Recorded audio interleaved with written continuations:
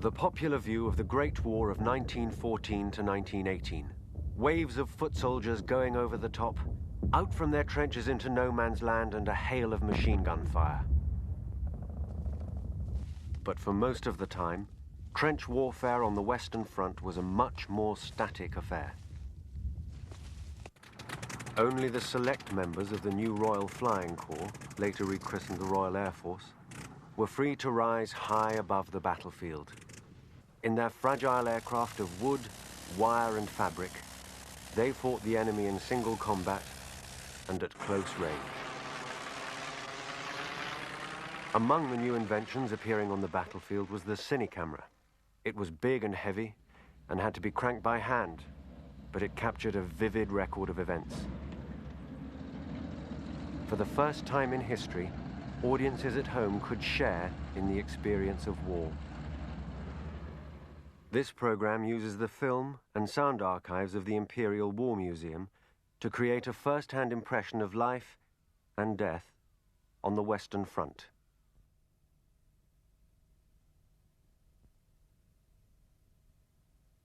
Everybody knew that the war would be over by Christmas. It was going to be over in 6 months. That was the impression generally. And these people thought that they were going to out there and help finish it off. And they were not downhearted or anything like that. The sergeant said, "Are you willing to join?" I said, "Yes, sir." He said, "How old are you?" I said, "I'm 18 and 1 month." He said, "Do you mean 19 and 1 month?" So I thought a moment. I said, "Yes, sir." He said, "Right, we'll sign here, please." He said, "You realise you can go overseas?" Sort of looked at it as a sport, as if we were going out big game hunting. We watched you playing cricket and every kind of game. At football, golf and polo, you men have made your name. But now your country calls you to play your part in war. And no matter what befalls you, we will love you all the more. So come and join the forces as your fathers did before. Oh, we don't want to lose you, but we think you ought to go. For your king and your country both need you so. We shall want you and miss you, but with all our might and main, we shall cheer you, thank you, kiss you, when you come home again. Whereas the soldier was looked down in peacetime, he looked down on, and then tolerated at other times. At times like that, he was heroic. Nobody could do enough for him. The main thing was, at that time, to try and get out to France. Everybody wanted to get out.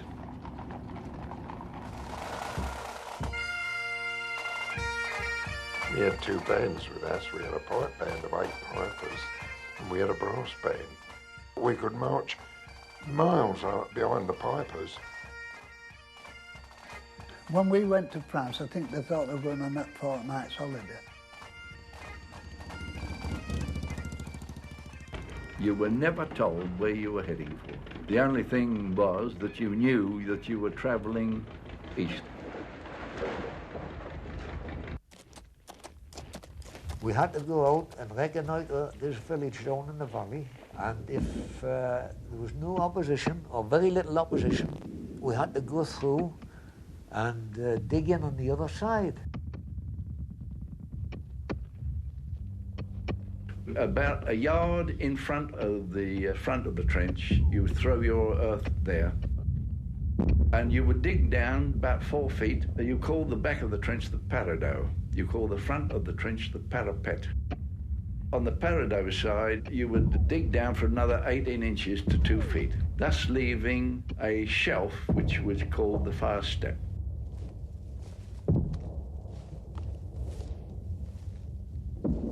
The trenches, to the uninitiated, were a maze. But the guide, he took us into the communication trench, which passed through the support line the reserve line, and into the front line. There was a duck board laid in the bottom to keep you off the soil with wet and the weather and that sort of thing.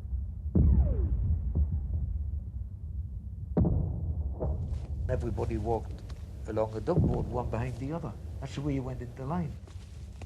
The first man, he would say, wire overhead, hurling the duck board, and that message come all the way down. As every man came up, it was passed back, so they knew what they expect. The front line consisted of bays of about 10 yards in length, and then there would be a traverse, and then another bay, and so on, right the way along. Each bay would hold 3 men. At night time, those 3 men would be close together, one standing up, looking over the top. He was sentry. The next man would be sitting next to him, close up to his leg, so that if anything happened, the sentry could just kick the man next to him, and they would both get up together and have another look. And the third man was allowed to lie out on the fire step and sleep. The width of no man's land varied quite considerably. Sometimes you'd never see a sign of Jerry. Another time you could hear him. He didn't show himself much any more than we did. It was a question of keeping your head down again, and if you did spot anything, then you would open fire. Jerry was very alert. That's how I always found him anyway when I was with the lads, and obviously self-preservation was the first instinct. A battlefield is one of the most desolate-looking places in the world. As you looked through your periscope, all you could see was the devastated land of no man's land, the hundreds of shell holes, the bar of your barbed wire, and you never saw a sign of life. And yet, you knew very well that within shouting range there were hundreds and hundreds and hundreds of men. You've got to remember that the pre-1914 British Army was largely a social institution, and regiments were largely clubs. Only a minority of personnel considered themselves professional soldiers. I went to France at the end of October 1914 as a subaltern to the 3rd Hussars.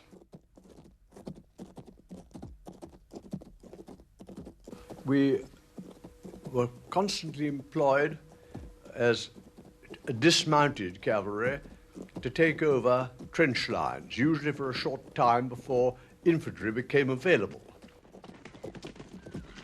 I had a bit of an inclination towards Bengal lancers or something of that kind. But there was a noise overhead, an unusual noise overhead, and everybody rushed out to have a look. And there, going overhead, was an aeroplane. I always had been very, very keen about this flying business. And so from there all the way home, my mind ticked over on a thing which I'd heard about, which was called the Royal Flying Corps. A circular came round all cavalry divisions asking for lightweight, specified lightweight officers to volunteer to become observers.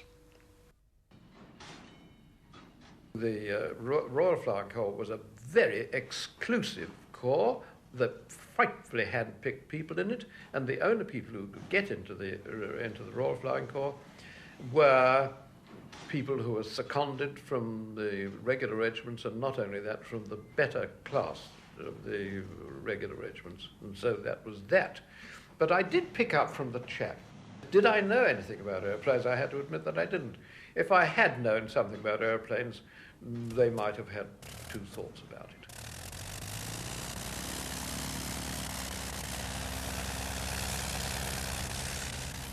In those days, unless you were an officer, you weren't supposed to have sufficient brains to be capable of flying. it was sort of a closed shop, because it was only the officer class who could pay for his private tuition and civil life. It was simply a question of class. It was an agreeable coincidence that my first commanding officer and the first two pilots I flew with were all three Old Etonians. The other regiments, they knew very little about us, but when they found that our pay was much higher than them, they were a little bit jealous. The cavalry tended to be jealous of a new arm that might detract from their reconnaissance potential. I was moving away from an arm which was obviously having minimal active service, and that under conditions of gross discomfort. If old Jerry shells the trench, never mind. If old Jerry shells the trench, never mind. Though the blasted sandbags fly, you have only once to die. If old Jerry shells the trench, never mind. Half an hour before dawn, everybody in the front line stood to.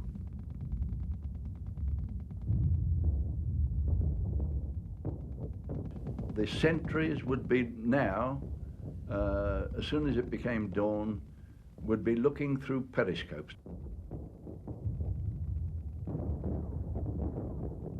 But everybody would stand to. That is, they were prepared in case there was an attack, because the favourite times for attack was dawn or dusk. The weariness of all day long keeping your eye on that periscope, because you couldn't put a finger up, never mind your head. We did have some young chaps. Well, it seemed funny for me to talk about young chaps. I know I was only 18, but the first thing one young chap did, he jumped on the fire step and looked across, and he didn't see anything. He was hit through the forehead and dead as a heron before he'd been there 3 seconds. I've opened fire in the early morning stand too at some bushes that were waving about in the mist, and they looked like Jerry. In fact, Sergeant come up to me and said, "Who the bloody hell was that firing?" And so I said, "It was me, Sergeant." So he said, "What are you firing at?" I said, "I could see something over there." I said, and he had a look over the top. He said, "Oh Christ," he said, "that's bushes. There's been there all the time."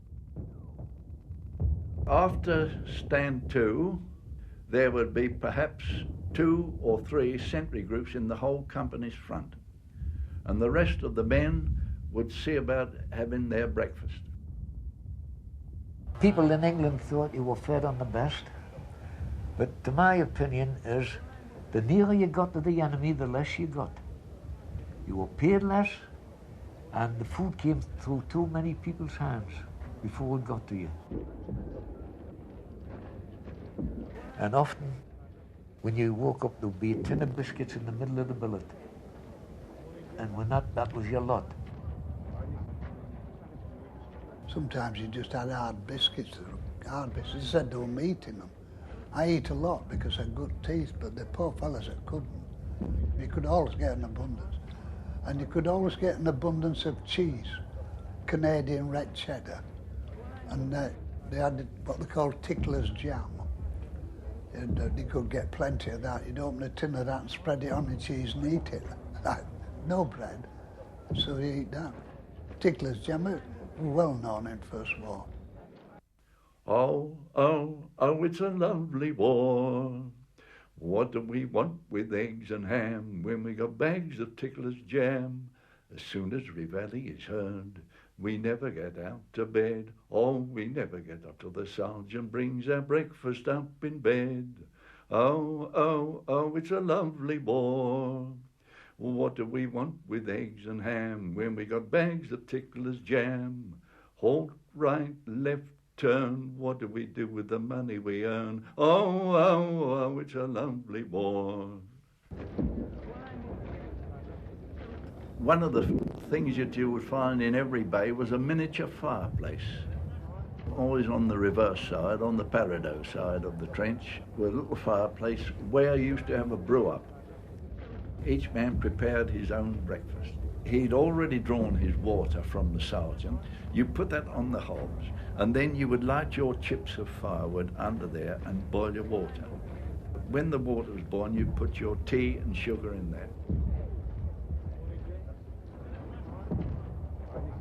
Often as not, a shell would come over and a great lump of dirt would come down, bang, and away goes your tea. You always left a little of your tea, and you would dip your corner of your towel in the tea and wipe round your face, and that was your morning ablution. Then there's a little tiny drop of tea still left, and you put your shaving brush in that, and it would lather your face, and you would have your shave, because we had to shave in the front line. Otherwise, especially the dark chaps, would look like brigands. It was primitive. You had to do best you could and where you could and how you could. But then, of course, you accepted it. Makes all the difference in the world. You knew what you were there for, you see, and that sort of thing. We are Fred Carnot's army, Fred Carnot's infantry. We cannot fight, we cannot shoot, what goddamn use are we? And when we get to Berlin, the Kaiser he will say, Hoch, hoch, mein Gott, what a bloody fine lot Fred Carnot sent today. There's nobody could keep clean in that war. It doesn't matter who the war, eventually your blankets were infested. In any place that you went into in the line, any hole or anything that was there, it was all lice and all that sort of thing knocking about. The favourite way of getting rid of the lice was to have a lighted candle. You would take your trousers off, turn them inside out, and you would run the seams of your trousers over the lighted candle, and you could hear the eggs going pop, pop, pop, pop, pop, pop. You would put your trousers on, but next day you had just as many lice. There was rats there, well, I wouldn't say big as cats, but big as kittens. They were enormous size. You've never seen any rats in England like it. Great big rats. They used to feed on anything we threw away or garbage or whatever it was there, and bodies, if you like to put it that way, because there was plenty of that about, you know.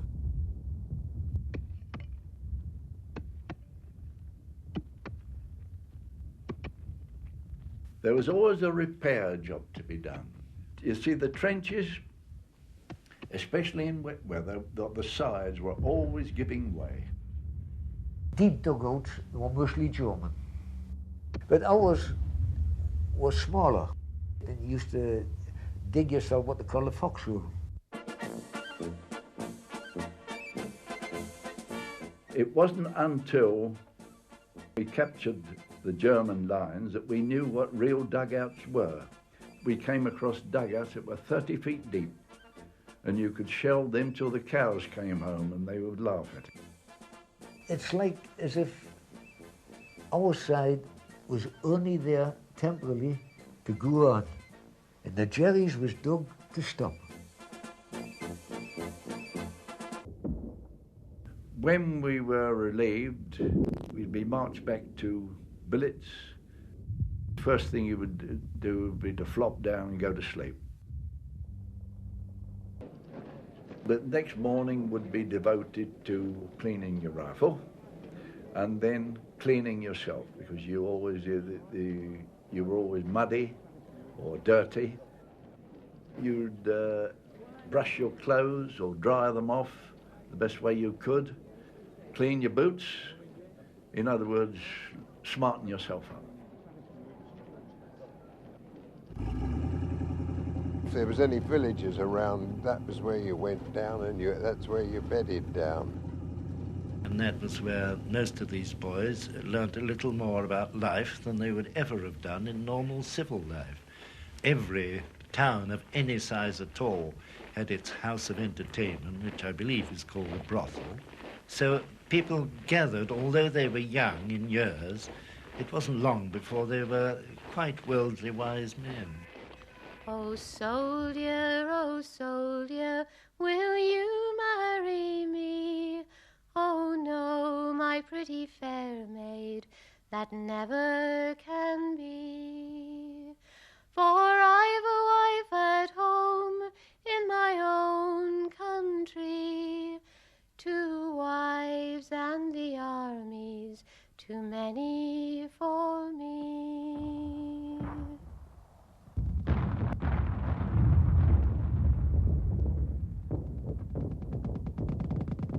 The only time we saw the artillery gun was when we was out at rest. And you knew where their gun pits were, because when you were coming out the line, perhaps they opened up and fired off a salvo. They had these 30 hundredweight 6-inch howitzers, which were drawn by 8 beautiful Shire horses apiece. This chap was connected with a telephone landline, dot dash, Morse code. And he gave the instructions what range and what aiming point, and then he'd check on where that shell dropped. He'd give you the command and then tell you, load up. You put the white bag in, then the red bag, then they close the breech, then the lever dropped. That was where the hammer hit it. That fired it. Deafening. We used to stuff all sorts in his ears because you got the full blast of it.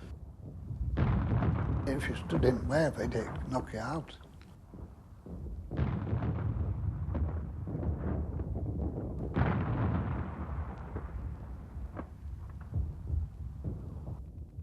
But they were heavy to carry.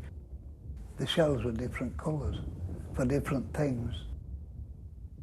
They were blue, red and yellow, I think it was. There were 3. There was shrapnel, percussion and high explosive, TNT. We had to do the donkey work. It was just a matter of passing, pushing in, fired, but as he opened it, he threw the case out, you put another, give him another, and he threw it in. Like clockwork. We were in our little group here, and the other little group was over there. We're friendly enemies, each gun. We were always in competition with one another. We were young, we couldn't fit, we were excited. We had to fire one every minute, and you go on, we're giving him a go on, that attitude, you see. It was a pleasure, actually.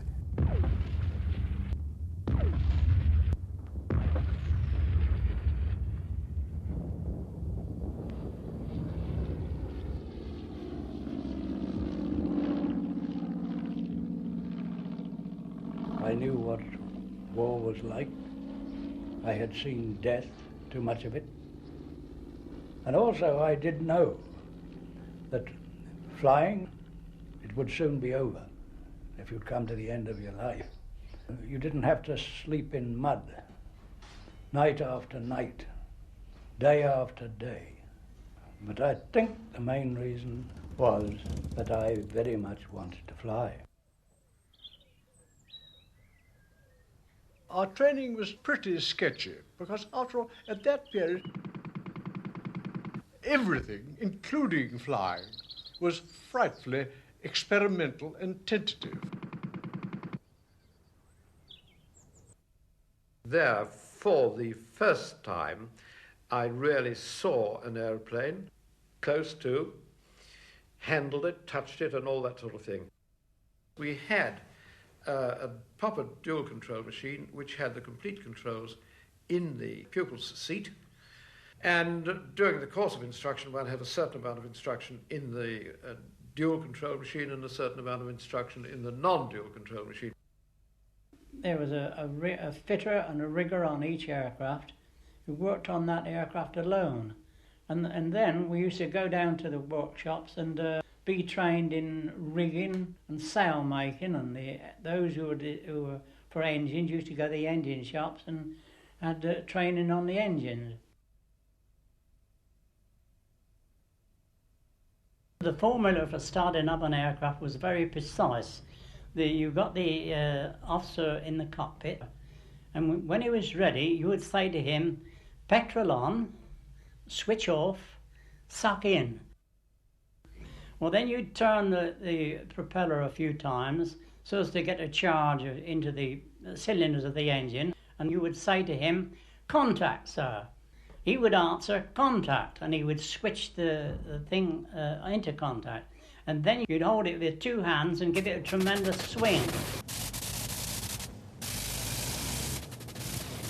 And if it fired, that was all right. It would start to run and you'd get clear of it and stand by the chops. And when he waved his hand, you would pull the chops away and you knew that he was ready to take off.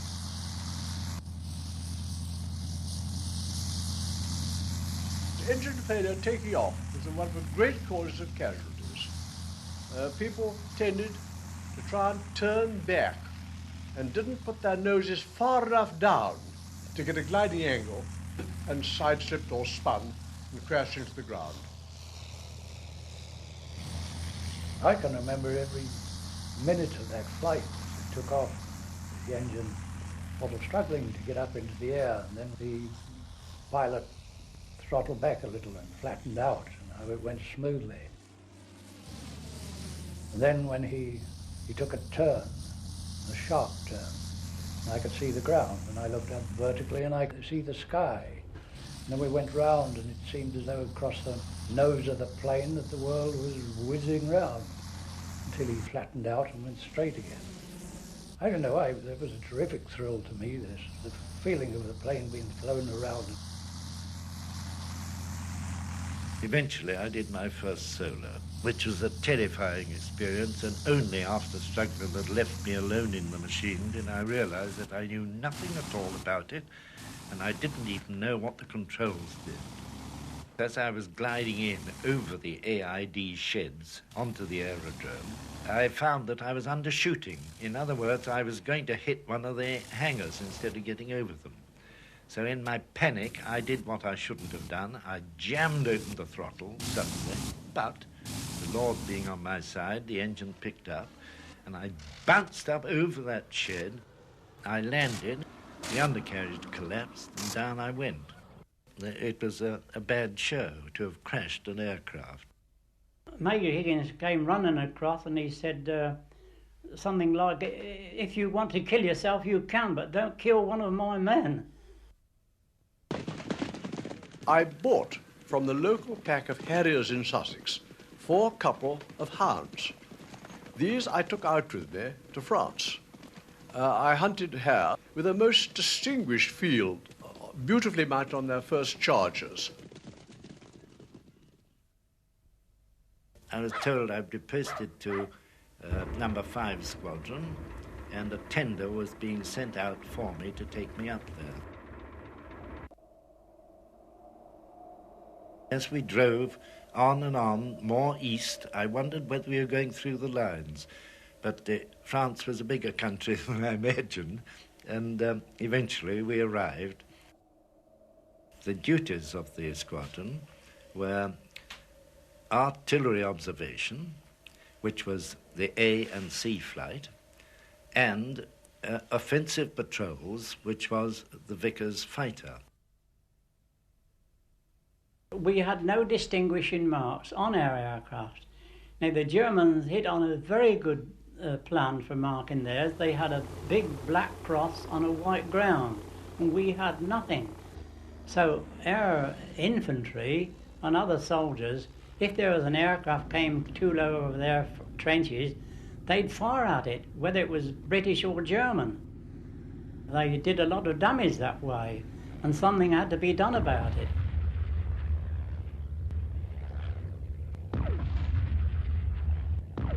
And then we tried to decide on some kind of a mark for our own.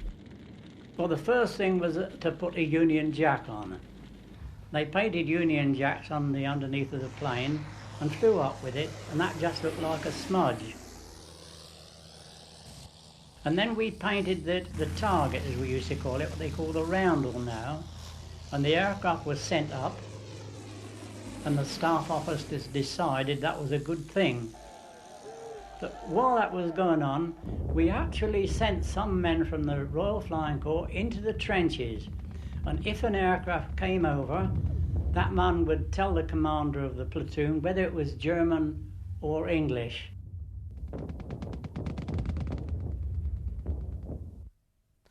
Bomb last night and bomb the night before. Going to be bombed tonight if we never get bombed anymore. When we're bombed, we're scared as we can be. God strafe the bombing men from higher Germany. They're over us, they're over us. One shell hole for just the four of us. Thank you, lucky stars, there are no more of us. 'Cause one of us could feel it all alone.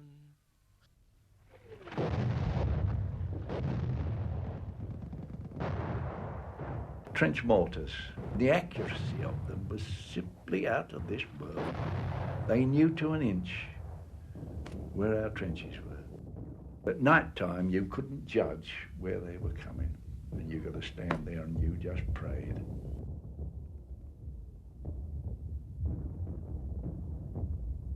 You can't say you was terrified when you get past that. The point is, when the war's on like that, the whole mentality of your body is so geared to take what's coming and put up with it.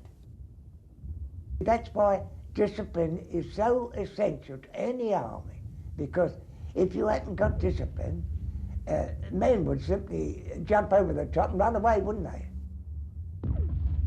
Send for the boys of the Girls' Brigade to set old England free. Send for me brother, me sister or me mother, but for God's sake don't send me. A feature that struck me and left an impression on my mind was when we got rookies up, and the first barrage, they were terrified. I've seen them laying down in the trench calling out for their mother. Once you got over the first barrage and you were still there, you didn't bother anymore. You knew your lives were in one another's hands, and it united you very closely, and you didn't let anything interfere with that, I think. Oh, I had a couple of pals, both Yorkshire lads. We just shared everything. That was the true comradeship. But what amuses me sometimes of people using the word comrade now when they don't know the meaning of it. And the only comradeship I ever knew was in the trenches, and when we shared everything we had with each other. When you had pals and you'd built up a little comradeship, one of us got knocked out, or a couple of us, and then that was when we felt the war was really hitting us, you know. It wasn't what the Germans were doing to us generally, or we were doing to the Germans. If our mates, we lost our mates that was together. They were both killed. One died of wounds and the other one was blown to bits. Far, far from wipers I long to be, where German snipers can't get at me. Damp is my dugout, cold are my feet, waiting for whiz-bangs to send me to sleep. The winter of 1916-17 was notoriously a very, very cold winter. I think I almost in my own mind then tasted the depths of misery, really, what with the cold and and all that sort of thing, you see. Yes, indeed. We never expected the mud, blood and shit that we'd got to put up with. Oh, the loneliness and dirtiness. When you got back into ports, almost every morning, every man had to take his boots and socks off and rub his feet with whale oil. And that was supposed to combat the malady known then as trench feet. Whale oil was a lubricant which repelled water. But if you know, your feet used to get, like they used to have years ago, washing clothes, and your hands all get wrinkled with water and soap. Well, your feet used to get like that through being encased in water. It rained all the time until we got into the front line. Oh, dreadful. Dreadful. From then on, it froze.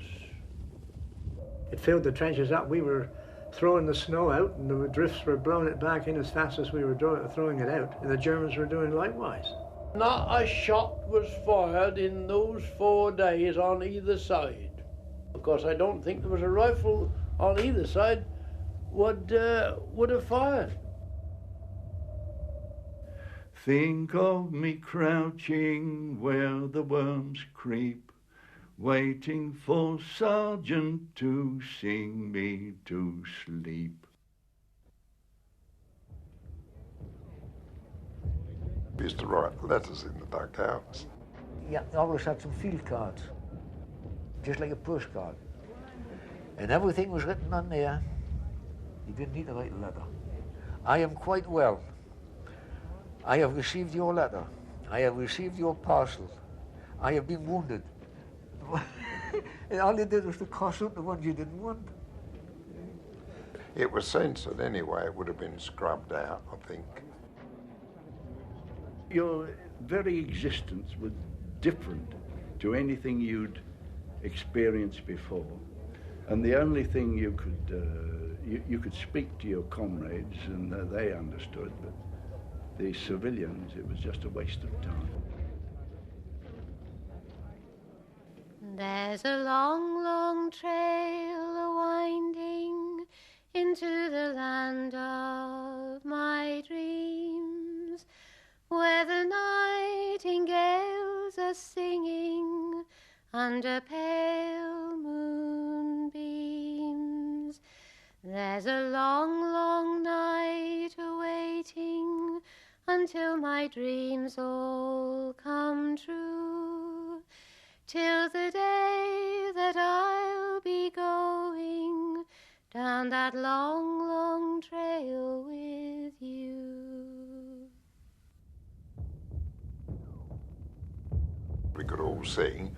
I think that was a real thing that kept us together more than anything. I got knocked off for singing in the front line because I was happy-go-lucky, you know, and I didn't care. And the officer who was defending me was asked, "What have you got to say in Gilman's defence?" And he said, "Cheerful under all circumstances, sir." We did get a rum ration. Oh, I used to take the rum ration, yes. It was powerful stuff. Kill you if you had plenty. It was really a medicine against the wet. You only got it in the winter, you know. If the sergeant steals your rum, never mind. If the sergeant steals your rum, never mind. Though he's just a bloody sot, let him take the bleeding lot. If the sergeant steals your rum, never mind. In the flying corps, we had fires in the anteroom, and we were comfortable. And as a matter of fact, we were as well off as we should have been in England. As an ex-infantryman, all the time, I think, I was thinking of the infantry during that terrible weather. When I left, my brother officer said, "Good heavens, haven't you seen enough planes come down in flames?" I said, "Yes, but haven't you seen enough death in trenches?" All the men who were actually working on aircraft were held before the commander. And he said something like this. He said, you men must guard these aircraft with your lives. Without these aircraft, the army is blind. We are the eyes of the army. And if it's between you and the aircraft comes first. We've got plenty of men, but we can't get aircraft. It certainly paid a pilot to listen, because he flew entirely from the ear. And after I had flown with these engines, something over 12 months, I could tell whether that thing is missing because the mixture was too rich, or that a plug had cut out, or a rocker arm had broken. From the moment he took off, the pilot never looked at his instrument again. Never. He went by the feel on the joystick, the feel on his feet, and the wind on his face. It was all manual, which was one reason why people who had been good horsemen tended to be good pilots. The same delicacy of touch on the controls, as opposed to a grab or a job in the mouth on a horse, was what made for good and pleasant flying. Our enemy was the Fokker. And the one thing about the Fokker was it had a ceiling which was so high that it left every RFC aeroplane standing like a goldfish in a bowl with its nose up and not getting up at all. We could not reach it. And the system was to get up high and wait. And when it was up at about, say, 17 or 18,000 feet, we would come waffling along at about 10, and they would then dive down on our bombers. For the first time in centuries, we entered again an era of individual combat. You get underneath the other fellow's tail, because with his guns placed as they were, he couldn't hit you, but you could have written your initials with your gun on the bottom of his fuselage. We had no conception then at what close ranges it was necessary to shoot to have any effect at all. In fact, we later on learnt that effective range was 50 yards. There was a sort of code, I think, merely between flying people, whether they were German or British. I had a flight commander who was shot down in flames, but 2 days afterwards, a German aeroplane came over, dropped a message bag, and told us that the gallant Captain Pike was shot down in mortal combat and has been buried behind our lines with full military honors.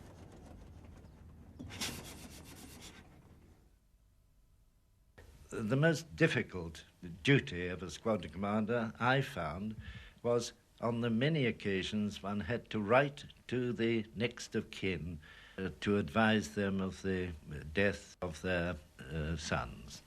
That was a horrifying thing for a boy of 21 to have to do it.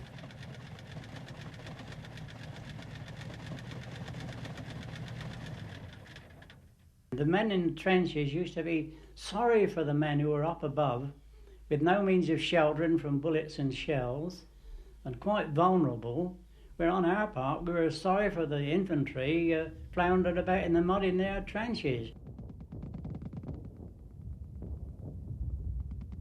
The devastation was beyond words. I mean, to say all round Passchendaele and places like that, was absolutely, I shouldn't think they could do any more to blowing the country to blazes.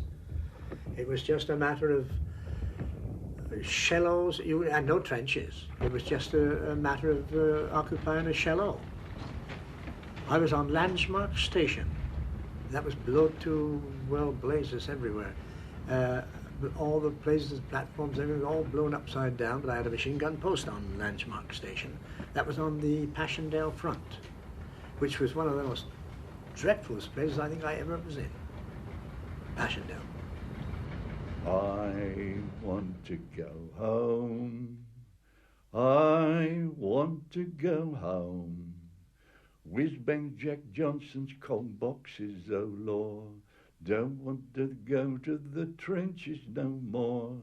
Send me over the sea, where the Alleyman can't shoot at me. Oh my, I don't want to die. I want to go home.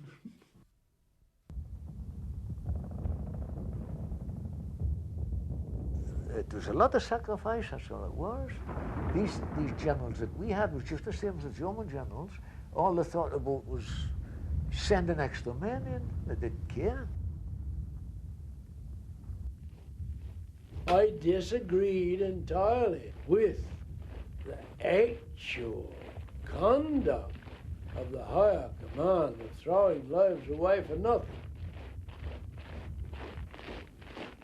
Most of the officers I found in my experience relied mainly on the sergeants. They were really the people who carried the war through, I think, sergeants and the sergeant majors. I always thought the men that carried the British Army was the NCOs and the old soldiers. I was one of those that if I was told to do anything, I just did it, and that was the end of it. Some general, about 30 miles behind the line, wanted to know who was on the opposite side. And he would send up a message, raid so-and-so and get prisoners, just like that. You know. He ought to have had the job himself. To send a raiding party over to the German line there was just sending men to death. The same words applied to the Germans. By the way, they were the first Germans I saw on the Western Front, and that would be about 6 weeks or 2 months after we'd been in the trenches. And they were two men who were captured on the patrol. And they were the first German soldiers I ever saw.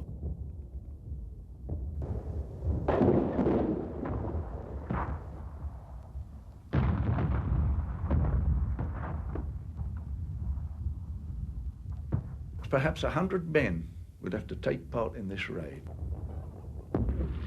And perhaps a whole division of artillery would put down a barrage onto their wire to smash their wire down. Oh God, men just hated it. They didn't mind going over the top, with a fair chance. But by putting this box barrels down, you were sending an open postcard to the Germans to say, we're going to raid that bit there. The consequence was the Germans used to absolutely pour they used to throw everything by on the kitchen stove at you. Open fire with trench mortars, Minenwerfers, light guns, heavy guns, the lot.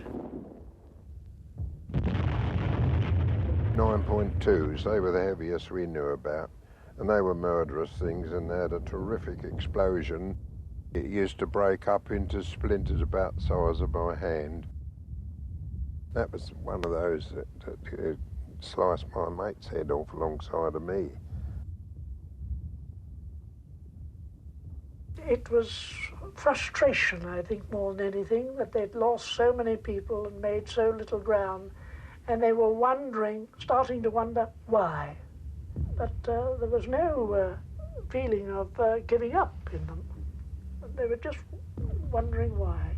And when you came out into billets, you saw these endless lines of walking wounded and ambulances, and you wondered how long we could exist. It was that sort of thing.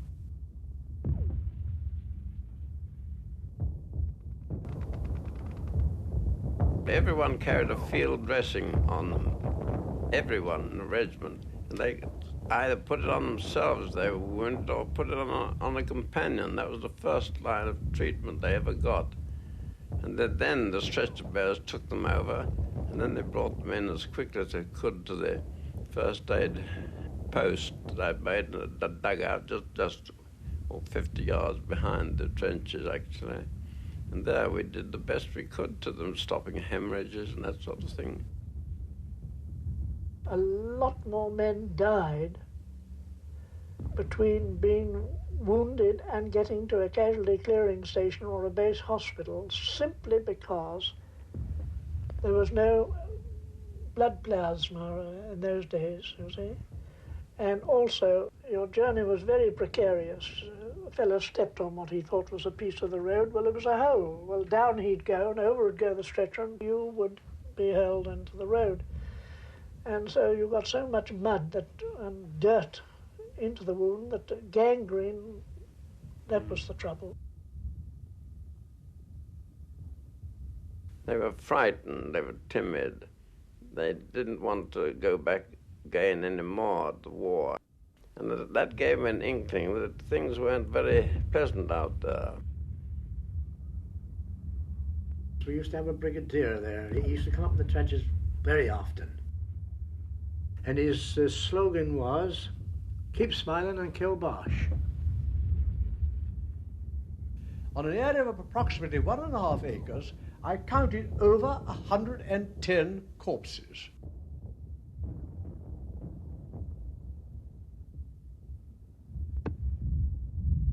You can't expect anybody to understand it, really. I mean, you pick the nearest shell hole, deepest shell hole, and arranged them in or around the hole, and then filled it in. And if it was behind the line, like the support, he generally used to take his rifle, if there was one, take the rifle and the bayonet and turn it upside down so that the butt was at the top, and you put a field card on and simply said an unknown British soldier. If you want the old battalion, we know where they are. We know where they are. We know where they are. If you want the old battalion, we know where they are. They're hanging on the old barbed wire. We've seen them, hanging on the old barbed wire. We've seen them, hanging on the old barbed wire.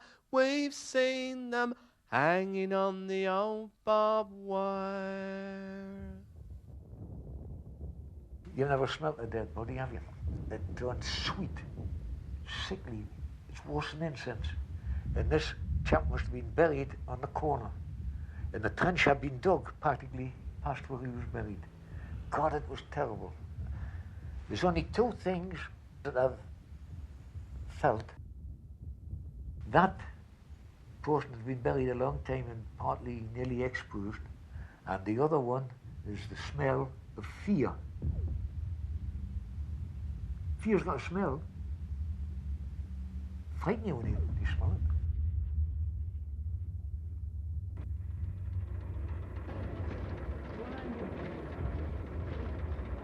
What I really noticed was that after being with the young fellas in the army, we were a race apart from the civilians. You couldn't talk to the civilians about the war. You were wasting your time. They hadn't got the slightest conception of what the conditions were and so forth. So after a time, you didn't talk about it.